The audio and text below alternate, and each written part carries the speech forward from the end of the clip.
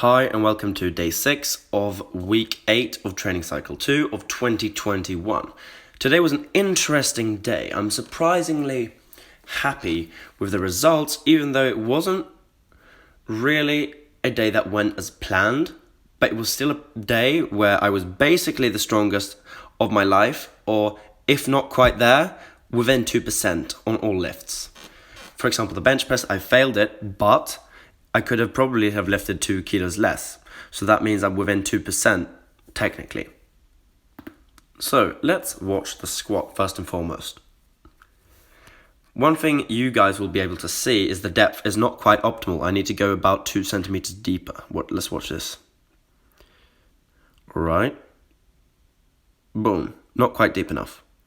So the squat was without issues today, but that is not because of strength, that's entirely because of technique, and I need to go to about 2 centimeters deeper. Which all that really means is I need to narrow my stance slightly. So I was happy with that initially, but then I realized that was cheating, so I need to narrow my stance slightly, which makes it way more difficult on the back, and it's going to make my reps so much more slower and so much more dangerous. But it is necessary for the squat to actually be legitimate, so that's why I'm going to attempt to go deeper next week. The issue is, though, that the weight increases to 132.5, which by that point we're pretty far beyond what I've been doing previously. 130 is already far beyond, so it's going to be very difficult to change the technique while getting stronger, but I think I can do it. It really comes down to diet and sleep, and I can do these things. Alright, 100 kilogram bench press attempt. This was a failure. I failed the rep. I don't think I have anything to say about that. My only excuse is my body weight is basically 1.5 kilos lower than when I attempted this last, when you guys saw it. Probably actually 2 kilos lighter. I'm 2 kilos lighter, so last time I weighed a bit over 79, now I'm weighing a bit over 77 when I attempted this.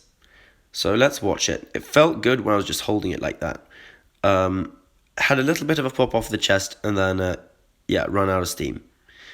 So that was pretty painful because it cuts into your hips. And since I failed a lot of bench presses for the last, 2 weeks, then obviously that's going to leave your hip bones a bit tender, a bit sore, and it's going to have a bit of bruising there, but no real issues.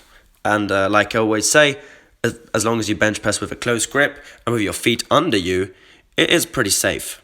So let's watch something interesting. What's up, guys? I believe the weak link in my deadlift is my grip, which is causing my central nervous system not to allow my muscles to fire quite at 100%.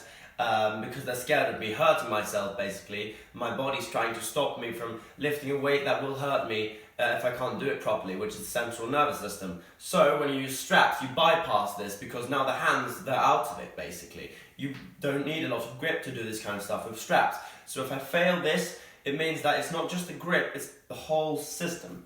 The back, the glutes, and the hamstrings. So let's see if it's the grip, mainly, or if it's the entire system that needs improvement.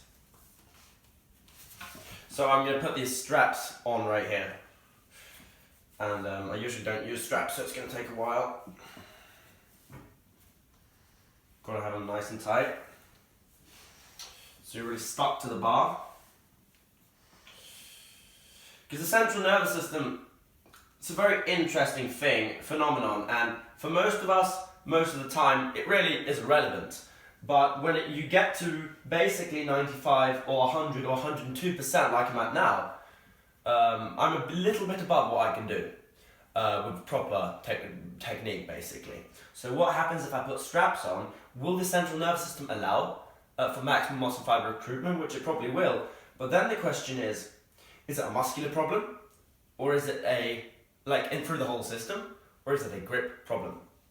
That's the question. So I'm going to deadlift 160 with straps now, so this doesn't count obviously, but if I get it, that means that my grip is a massive limiting factor, which I believe it is.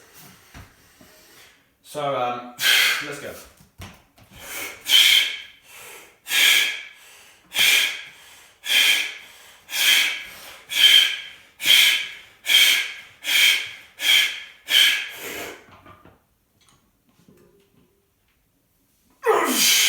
So obviously, the back can't really handle with good form, but the fact that I even can lift this without fainting proves that the grip is a massive factor in this.